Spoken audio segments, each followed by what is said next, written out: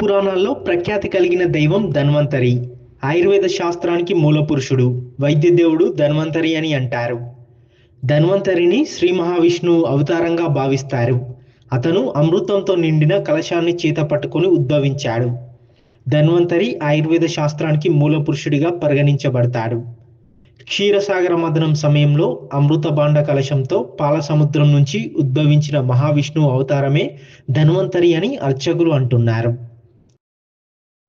త్రయోదశి రోజు మహాలక్ష్మితో పాటు ధన్వంతరి ఆవిర్భావం, ఆరోగ్య ప్రదాత అయిన మహావిష్ణువు ధన్వంతరి కూడా ఉద్భవించాడని శాస్త్రం చెప్తున్నది.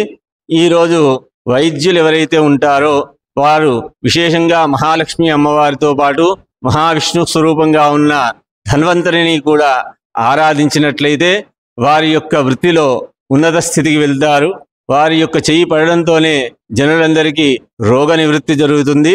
ఒక వైద్యులే కాదు, జనులందరూ కూడా ఈ యొక్క ధనత్రయోదశి రోజు మహాలక్ష్మి అమ్మవారితో పాటు ధన్వంతరిని కూడా ఆరాధించిన యెడల సుఖ సౌఖ్యములు, ఆయురారోగ్యాలు, ప్రత్యేకంగా ఆ యొక్క ఎవరికైతే దీర్ఘకాల వ్యాధులు ఉంటాయో ఆ వ్యాధులు కూడా ఈ యొక్క ధన్వంతరి జయంతి రోజు ధన్వంతరిని ఆరాధించడం వల్ల వారి యొక్క వ్యాధి నివృత్తి కూడా జరుగుతుంది. వైద్య వృత్తిలో ఉన్నవారు ధనత్రయోదశి రోజున ధన్వంతరిని ఆరాధించడం వల్ల వారి వృత్తిలో పైచేయి సాధిస్తూ ఉన్నత స్థాయికి ఎదుగుతారు.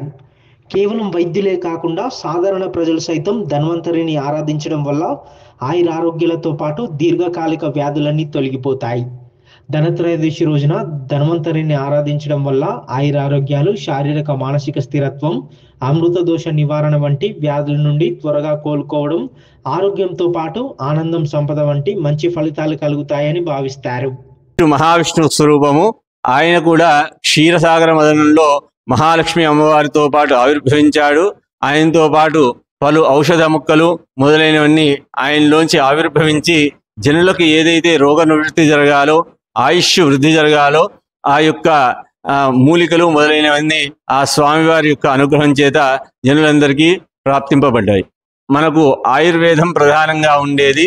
ఆ మూలికలు మొదలైన రసాయనాలతో ఈ యొక్క వైద్యం జరిగేది.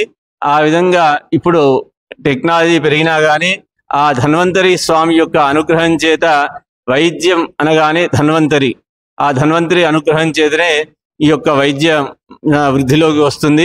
ఆయన యొక్క అనుగ్రహం కలగాలి కాబట్టి ఆయన ప్రసాదం చేత వైద్యులకు ఈ యొక్క ధన్వంతరిని ఉపాసించడం వల్ల సకల క్షేమాలు కలుగుతాయి.